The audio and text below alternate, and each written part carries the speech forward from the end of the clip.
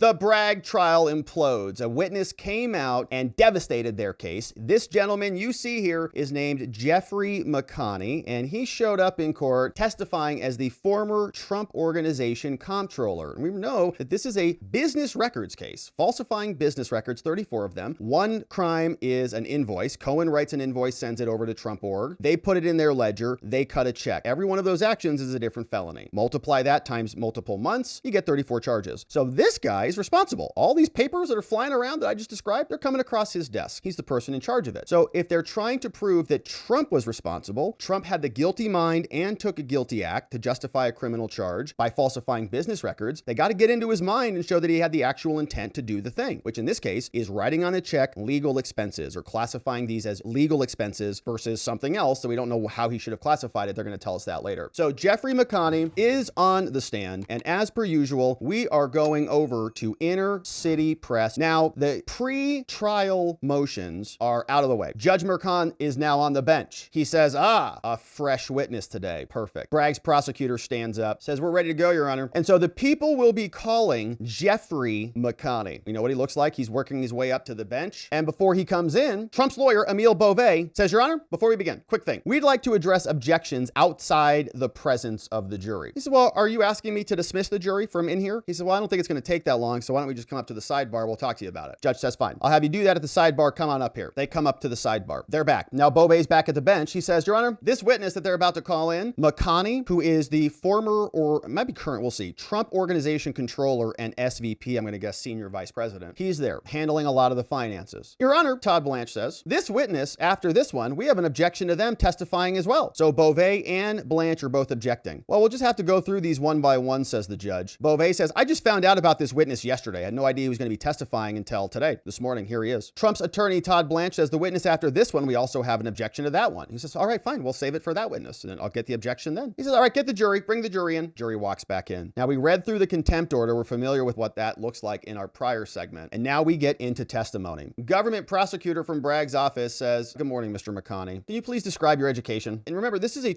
ex-Trump person who is under subpoena being dragged here by the government. Please describe your education. He says, well, I went to Baruch College. I was hired by the Trump Organization in 1987, and now I'm retired. When you retired, did you sign a separation agreement? He says, yeah, and the payments are now complete, but I did tax preparation for 30 years, so I know a lot about this stuff. 50 years, excuse me. Sorry to almost steal 20 years of that from you. I did tax prep for 20 years. And are you here under a subpoena? McConney says, yeah. Who's paying for your lawyer? The Trump Organization is. So you worked at the Trump Organization for a long time, right? Yeah. Who would you say ran it? He says, oh, well, President Trump. See that? Who ran Trump Organization? President Trump did. He was the brains behind it. He was my boss. And have you spoken with him since you last retired last February, Mr. McConney? No. How are the Trump Organization entities owned? Can you describe their business structure for the jury? He says, yeah, I'm happy to. Each one is separately owned. So he has different silos, and then ultimately they're all owned by the trust. Now, Mr. McConney, have you reviewed this government exhibit called 86? He says, yeah, I've seen it. What does that say at the top of that? It says the Donald J. Trump Revocable Trust. See that? Yeah, I see it. Who does it say is on that trust? He says it says President Trump is on there, Donald Trump Jr. is on there, and Alan Weisselberg. They're all on the list. Mr. McConney, did you oversee the general ledger? Yes. And did you supervise Deb Tarasoff? Yes, I did. Now, did the Trump Tower accounting team cover all entities? So you covered basically everything. He says, well, everything except golf courses and hotels. So a lot. Yeah, it's a big organization. Now, who enters information into this general ledger? He says, well, the accounting staff usually. And does the team also cover Mr. Trump's personal accounts? Do you handle his personal finances? He says, yeah, we do. They're coded DJT. Thank you. Now, in 2017, did Mr. Trump use a Capital One account as his main account? Mr. McConney. He says, yeah. There's a note, something about Capital One applying for federal permission to buy Discover, something like that. Now, did you interact with Mr. Trump about the reports? You're the comptroller. Did you talk to him about all this stuff? He said, well, sometimes, yeah, I'd hand deliver the reports. One time, President Trump told me, you're fired. When he got off the phone, he said, okay.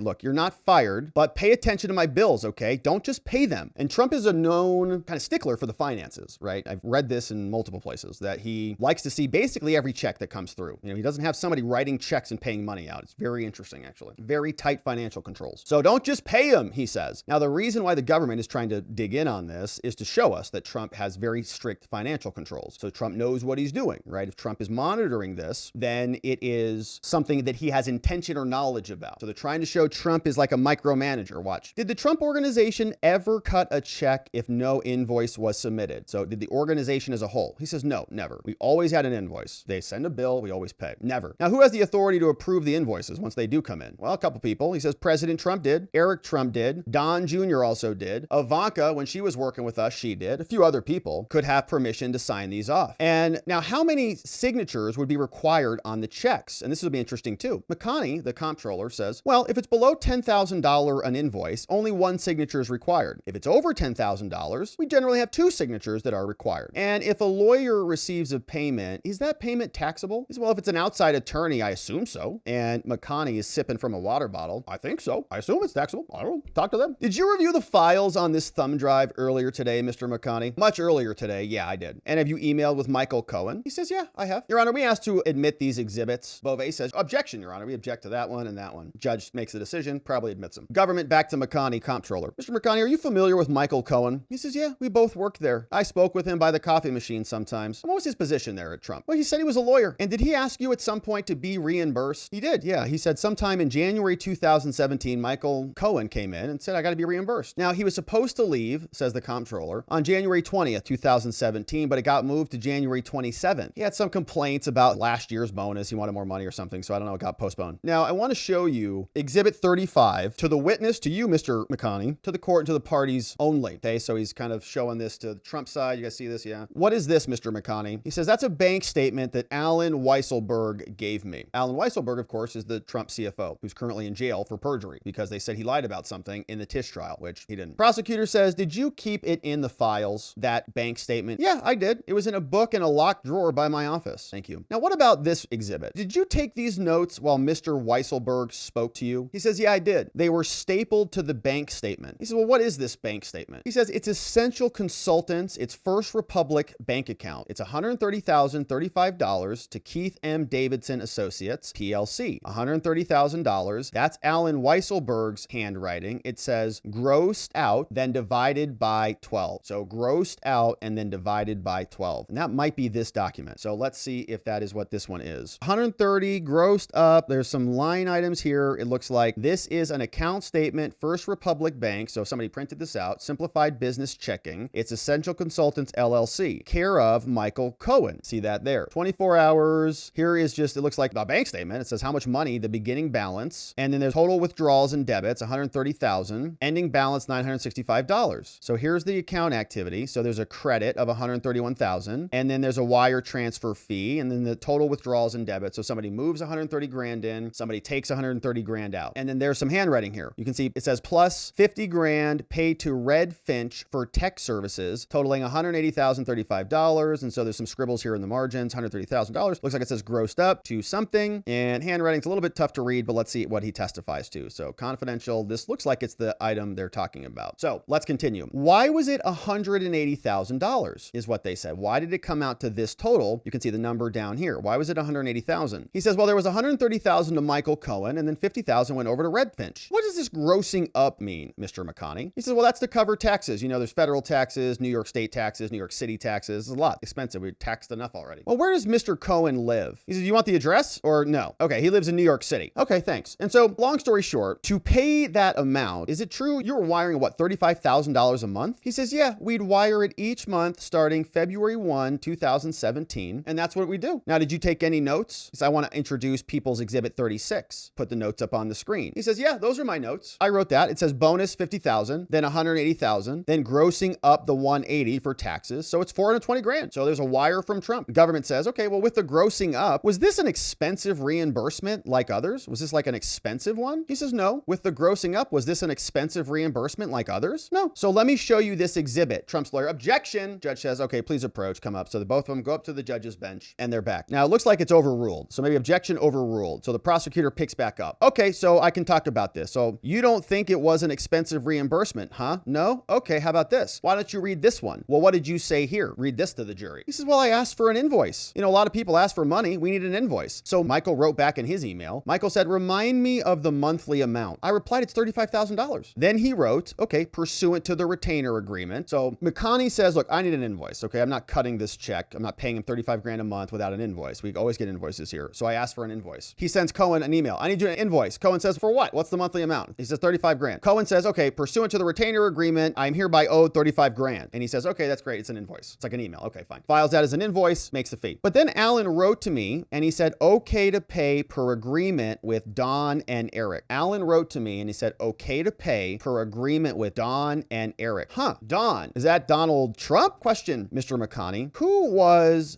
Don? Oh, that was Don Jr. Oh no, you're kidding. Yeah, not Trump. Did you forward that to the legal department? No. Would a legal retainer payment usually be sent to the legal department? He says, yeah, it would. But you posted this to legal expenses. Is that right? McConney, are you the person who classified this as a legal expense? Yeah, I did. The code was 51505, so I did it as a legal expense. Now, did the Trump organization's outside accounts have access to this? So we better have Trump ordering him to do that, right? So he did it. Trump didn't do it. Trump didn't say this is a legal expense, rig this or whatever. He didn't say anything like that. This guy did. Now, the prosecutor just got him to say that. I did it. Did the Trump organization's outside accounts have access to this? He says, no, not directly, but through the reports they did. And did Mr. Cohen invoice each month? Yes, he did. Every one of those invoices is a felony charged in this case. Every invoice. January, felony, March, felony, April, and on. So Mr. McConney, what did you do in this time frame for checks? Okay, so Cohen sends you an invoice. What did you do for checks? Well, we'd have to get them down to DC for signature. It was brand new for us. So I wrote, DJT needs to sign check, right? If you ever work at a business, that would always happen, right? When I was running my law firm, people would bring me requests for a check and bring me the checkbook and I'd write them a check. I offer 37C. Objection! Mercant says overruled. Now these are more 37 series exhibits and Trump's defense is objecting to this. Objection noted, overruled, please continue. Government says, okay, Mr. McConney, what's this? He says, well, these are emails with Michael Cohen, Deb, and Alan, and me. There's invoices I see here. Some of them are from May. And so then I told Deb in another email that you're looking at to put a stop on check 2639 because we couldn't find it. Government says, can you please read this one? He says, sure. This is an invoice in July. Michael Cohen wrote to Alan Weisselberg, the CFO. Cohen says, hope you're enjoying the summer despite the nonsense. And he sent the invoice. And how about this one? Okay, that's a felony, right? Cohen sends an invoice, felony. And this one, August, another felony. This is from 30 Rockefeller Plaza. And here, September. In this one, Michael wrote that he hoped Alan's Florida home wasn't damaged by the hurricane. So Cohen's like, here's another invoice. Give me my 35 grand. So he sends these nice little messages. Hope your house is still there. Where's my thanks for my money? And sends the invoice. And so when Alan forwarded it to you without any message, did you take it to mean pay it? Yes, I did. Amazing. So again, Michael Cohen is sending it to Alan, who's then forwarding it to McConney, who is then paying it. Where's Trump? I don't know. Government says, did the payments stop in December? He says, yeah, they did. After it was paid in full. We didn't need to pay him anymore. $1 grand a month is plenty. He's caught up. Judge says, okay, let's take a break. We're back from the break. Government says to McConney, the Trump org comptroller back on the stand, he says, what is this printout up here on the screen? Well, that says which company paid which invoice. So this has DJT, which has some of his personal accounts, and it's got checks to Michael Cohen up to, it says, January 5, 2018. So the total for 2017 was $440,000 to Michael Cohen. Trump's attorney, Emile Beauvais, objection, overruled. Mr. McConney, and in this wider database of legal expenses, were there any others involving Michael Cohen? This wider base of legal expenses. Any other bills that went to him? No. And what's this here? He says, that's the detailed general ledger where all those felonies are. Okay, invoice is a felony, check's a felony, the ledger's a felony. That's the detailed general ledger that we have for Trump organization. You see this column here where it says the purpose? Does it say legal retainer here? He says, yeah, it does. And are you aware of IRS form 1099s? He says, yeah, of course. We generate them. We send a copy to the recipient. We send a copy to the IRS. That's how we pay our vendors. And what's this, Mr. McConney? Well, that's a 1099 right there. Same one you were talking about. In fact, that's the one from 2017 from the Trump Revocable Trust, right? DJT Revocable Trust to Michael D. Cohen. Box 7 says non-employee compensation. He's not an employee, he's a contractor. He's a 1099. Are you aware? This is the government. It's like, okay, thank you for proving all of this for us, that Cohen is a contractor. Now, are you aware of the Office of Government Ethics, or OGE? McConney says, yeah, I am. And did you file for Mr. Trump? Yes, I did. I filed Form 278-E. It's a conflict of interest form. Trump filed in 2015 all the way to 2020, and then 2020, since then, I don't know. He was a candidate, and he's a candidate now. Government says, I offer all of these into evidence, all of those documents. Objection, Your Honor. Judge calls him up to the bench. Please approach. They whisper, whisper, whisper. Judge, again, overruled. Okay, all Trump's objections, just to be clear, overruled, overruled, overruled. Government says, all right, please publish that form to the jury. So they take that form 278E, it's a conflict of interest form that went back to the Government Accountability Ethics Office. Put that up on the screen. Now, what does that say, Mr. McConney? He looks at it. He says, it says Michael Cohen sought reimbursement. And what range was this? Looks like there's a range in this form. Yeah, this was between $100,000 and $250,000. So they marked the range between that range. And you might say, well, oh, okay, that might be a problem, right? Because the total payment amount was much higher than that. But then they would say, well, that's not the total cost of the services. That's probably, taxes and other items in there. But anyways, was that consistent with the $180,000 you discussed with Weisselberg? He says, yeah, it was. So I thought the prosecutor was going to make the point that, well, didn't you pay him $440, whatever the number was? And yeah, he says, no, that's what the ultimate bill was. So we discussed with Weisselberg. But so I guess the prosecutor will make the point, I think the point he's trying to make is that this is fraudulent, right? That they paid ultimately $400,000 out, but $180,000 is what they're putting on the records. So, all right, first of all, doesn't finger Trump in any way, shape, or form throughout this entire direct exam. So they're gonna have to try to make that up with Deb when we get to her. But Trump's attorney, Emile Beauvais, is back up, man, and this guy knows how to cross. We saw that last week. Emile Beauvais says, good to see you, Mr. McConney. Thanks for being here. So you rarely spoke to President Trump. Is that right? He says, yeah, that's right. I did not speak to him often. And he never asked you to make these entries. Is that right? Trump never asked you to make any of these entries at all. He did not. Thank you, Mr. McConney. He did not. Okay, well then Mr. Weisselberg must have, right? So Trump told Weisselberg and Weisselberg told you, right? Hey, Mr. Beauvais says to McConney. It's true also that Mr. Weisselberg didn't tell you President Trump told him to do it, right? No, Mr. Weisselberg didn't tell you that Trump told me to do it. So as far as you know, it came from Weisselberg. So here is Michael Cohen's signature block from Emile Beauvais. He says, does it say fixer on here, Mr. McConney? He says, no, it doesn't say fixer on there. So Michael Cohen was basically a vendor to President Trump, right? He wasn't Trump's fixer at all. He was just a vendor, just like the copy guy. Yes. And Cohen said that he had an outside firm. Is that right? He says, yeah, he did. And so you don't know if Michael Cohen did any legal work for President Trump with regard to this person called Summer Zervos, do you? He says, no, I don't. And when you were working there for the Trump organization, things were in flux, weren't they? In other words, President Trump's office was in DC at the time. It was not in New York City. Is that right? McConney says, I don't remember seeing him in New York at all. Oh, now, Your Honor, I'd like to show defense exhibit H10. So the defense is now going to try to show an exhibit. Prosecutor, objection. May we approach, Your Honor? They go up to the sidebar. Trump's trying to introduce evidence. Your Honor, I wanted to introduce this. Remember, you introduced all their crap, all their evidence got admitted. You overruled us every time we objected. So let us have this in. He says, get the hell out of my bench. Objection sustained. You don't get that evidence admitted. You can't show that to the witness. Defense moves on. Fair trial. There were two trustees, right, Mr. McConney? One of President Trump's sons and Allen Weisselberg. Is that right? He says, yes, that's right. And you understand that negative news would hurt the business. You understand that, right, McConney? Well, he said, I don't know. I mean, I'm not a marketing guy, so I don't know. But the Trump organization did hire marketing people, didn't they? Yeah. And the MDS system, can you describe that for us? He says, yeah, that was a system that we use to enter things into the ledger, right? It's like a QuickBooks system or something. So what is this? Oh, it's a business expense. So this is a utility bill. This is dining and entertainment, right? This is a personal. So the MDS system, it was kind of antiquated, right? Like it had old categories that you would use. He says, yeah, I did. Now I want to talk about your handwritten notes, says Beauvais. You wrote X2 for taxes. We saw that in the form. He says, yeah, I did. I was writing a bunch of stuff. Alan was like rattling things off and I had to write it down. So he was saying, I'm like,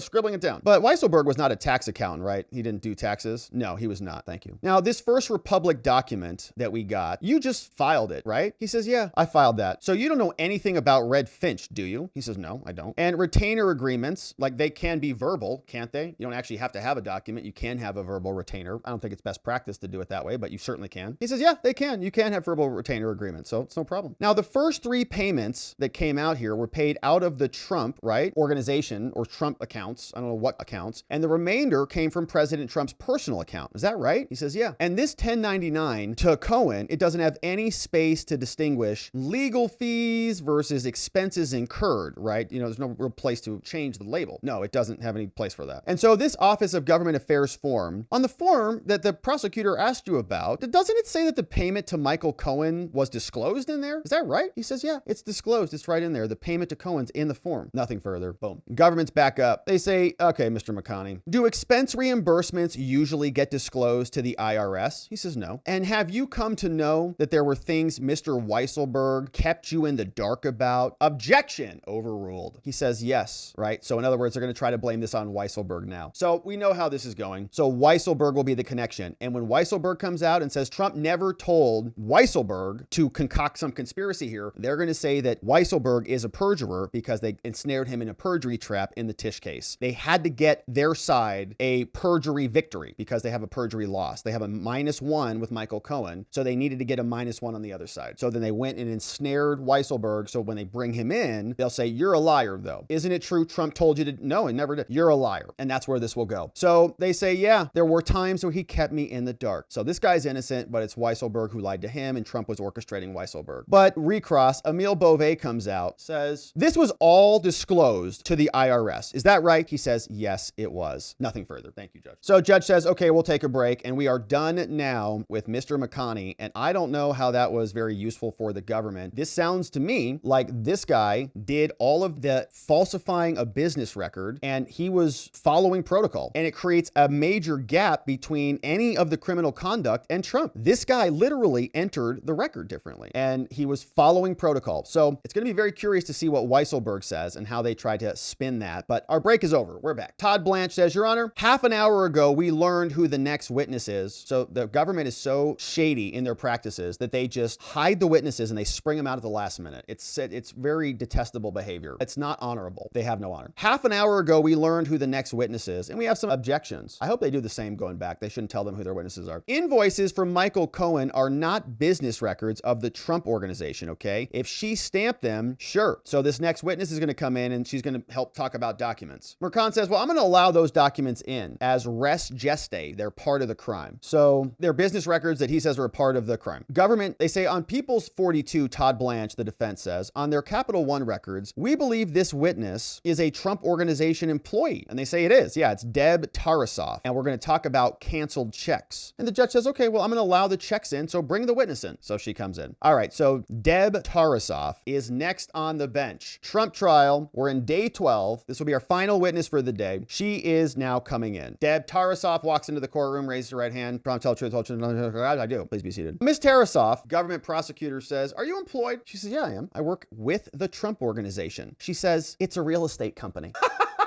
Shout out to Deb. Oh, that's so great. It's Matthew Colangelo who's leading this prosecution. And of course, he's gone after Trump organization for years, ever since Trump got elected when he was with Tisch's office. Yeah, I do with the Trump organization. It's a real estate company. Ever heard of it? Who's the owner? She says, well, correct me if I'm wrong, but it's Mr. Trump. Man, Deb's got an attitude. A good one. I love it. What's your education? She said, well, high school. Then I worked at Liberty Mutual. Then for a lawyer who dealt with real estate, parking lots situation. Then I cared for my girls. And finally for the Trump organization. And how many entities are in the Trump organization? Deb says a bunch. And how about Mr. Weisselberg? What was his management style like? Well, he had his hands in everything. And did he interact often with Mr. Trump? He says, yeah, he did a lot. And what system did you use? She says, we use the MDS system. So I would see invoices, I would cut a check, and then I'd mail it. And up to what amount could Alan Weisselberg approve? So Weisselberg, if it's a bill for $10,000, he can approve that. Above that, you got to go get a Trump family member. Don Jr. can approve it. Eric or Mr. Trump can approve it. Strict financial controls.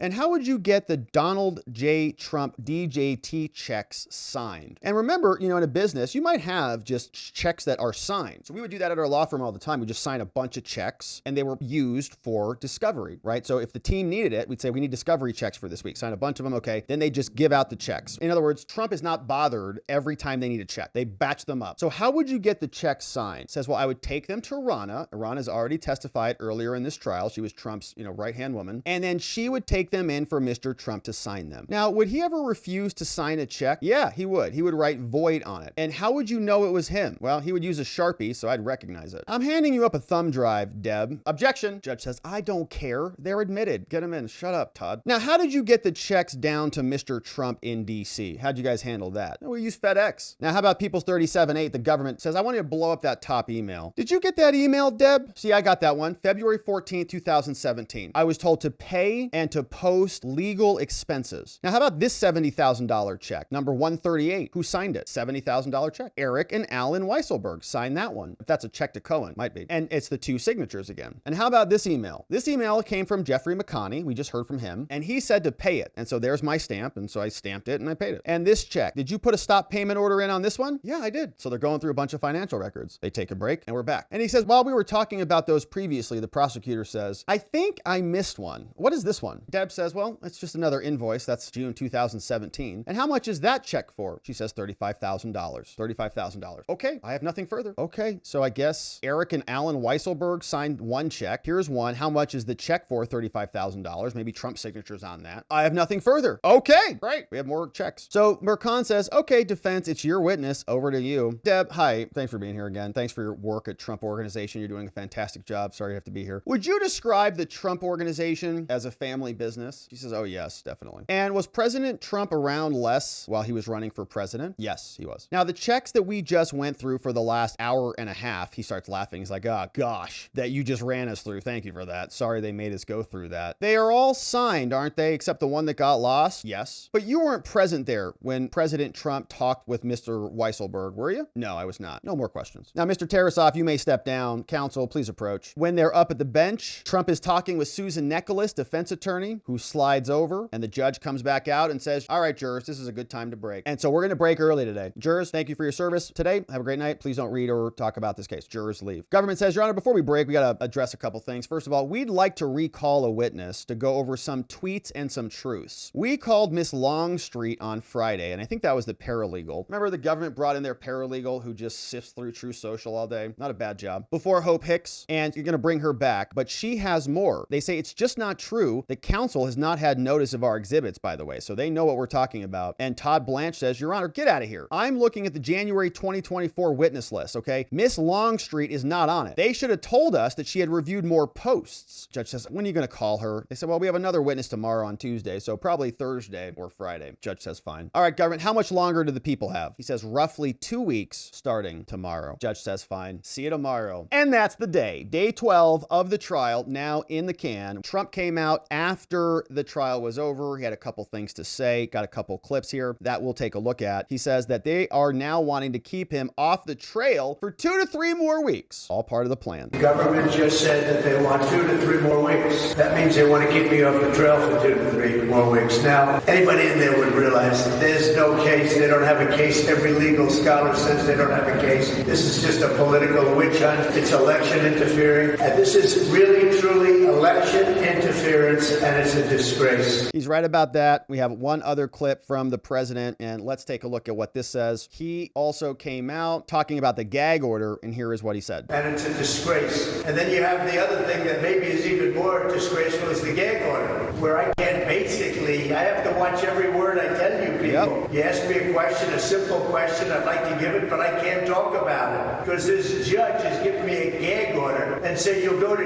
jail if you violate it. And frankly, you know what? Our Constitution is much more important than jail. It's not even close. I'll do that sacrifice any day. But what's happening here is a disgrace, and the appellate courts ought to get involved. The Constitution is more important than their threats of jail. And of course, that's what he's fighting for. That's why we're covering this. That's why we're grateful that you are here and joining us, my friends. We're going to continue to cover this. We'll be back here tomorrow for day 13. So thank you for subscribing. Thank you for liking this video. Thank you for inviting a friend or family member to come on over here and join us so that we can together see what's actually happening inside the courtroom. And again, thank you to Inner City Press, Matthew Russell Lee. All of his links are in our description below, his Substack and his X. So please go on over there and follow him. We're going to be back here on the next one.